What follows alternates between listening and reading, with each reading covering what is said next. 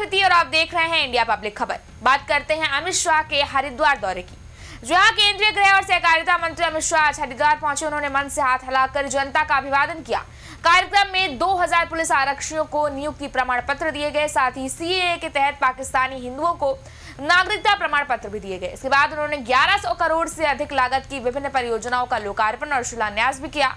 उन्होंने जनता को संबोधित करते हुए कहा कि धामी जी की सरकार के 4 साल और बीजेपी सरकार के 9 साल आज पूरे हो रहे हैं। उत्तराखंड विकास की ओर आगे बढ़ रहा है। उन्होंने कहा कि सीएम पुष्कर सिंह धामी ने एक समस्या चुनकर दूर की है। इस दौरान अमित शाह ने विपक्ष पर भी तीखा हमला बोला। उन्होंने कहा कि 2027 में भाजपा एक बार फिर सरकार बनाएगी। घुसपैठियों को चुन चुन कर देश से बाहर निकालेंगे। अमित शाह ने कहा, अभी अभी मोदी जी आए थे, उत्तराखंड के 25 साल का महोत्सव शुरू करवा कर गए।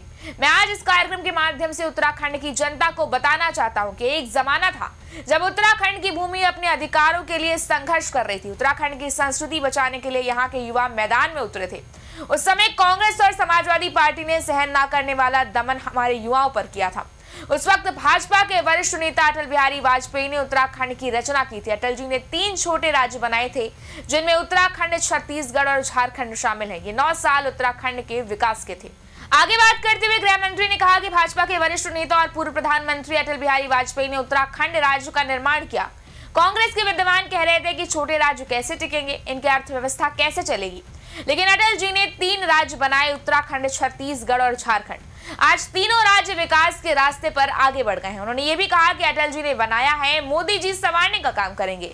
ये मैंने 9 साल पहले उत्तराखंड में कहा था। ये 9 साल उत्तराखंड के विकास के साल रहे हैं। इन 4 सालों में धामी जी ने एक समस्या को चुन चुन कर उसके समाधान का रचनात्मक कार्य किया है।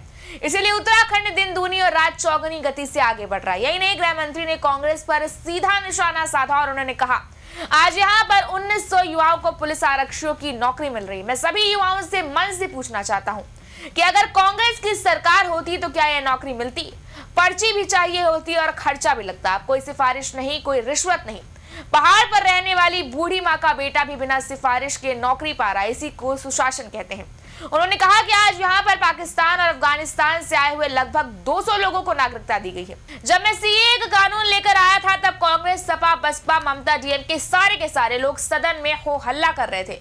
मैं आज फिर से कहता हूँ कि यहाँ आए हुए हिंदू, सिख, बौद्ध और जैन शरणार्थियों का इस देश पर उतना ही अधिकार है जितना कि सबका है। वो हमारे नागरिक हैं, लेकिन तुष्टीकरण की राजनीति के कारण उन्हें आजादी से अब तक नागरिकता से वंचित रखा गया था। उन्होंने बहुत सारी यातनाएं झेली हैं। अपने धर्म, परिवार और महिलाओं के सम्मान को बचाने के लिए वो हमारे देश में आए।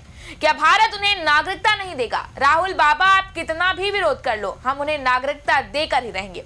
उन्होंने आगे कहा कि साल 2024 में मोदी जी तीसरी बार लगातार प्रधानमंत्री बने। 6 दशक के बाद ऐसा हुआ।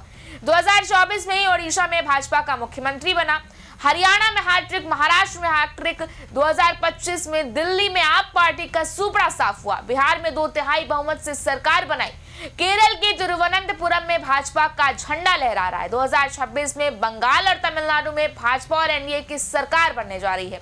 मगर 2027 का उद्घाटन देवभूमि की जनता को करना है। उत्तराखंड में एक बार फिर प्रचंड बहुमत से भाजपा सरकार बनानी है। अमित शाह की जनसभा को लेकर कार्यक्रम स्थल पर सुरक्षा के कड़े इंतजाम किए गए हैं। पुलिस और प्रशासन के वरिष्ठ अधिकारी मौके पर मौजूद रहे और व्यवस्थाओं की लगातार निगरानी कर रहे हैं। इतना ही नहीं, जनसभा के लिए मंच को भी पूरी तरह सजा कर तैयार किया गया था। कार्यक्रम के मंच पर भाजपा के कई वरिष्ठ नेता और मंत्री मौजूद रहे। बहरहाल, यूपी में होने वाले विधानसभा चुनाव 2027 से पहले गृह मंत्री का यह दौरा बेहद अहम माना जा रहा है। देखा जाए तो देश के सबसे बड़े सूबे के महायुद्ध का अमित शाह ने कहीं न कहीं आज शंखनाद कर दिया है, क्योंकि आपको याद होगा कैसे 2024 में बीजेपी को एक बड़ा झटका लगा था। ऐसे में इस बार भाजपा अपनी तैयारियों में कोई कसर नहीं छोड़ने वाली है और अमित शाह का यह दौरा कहीं ना कहीं इसी का एक अहम पड़ाव है।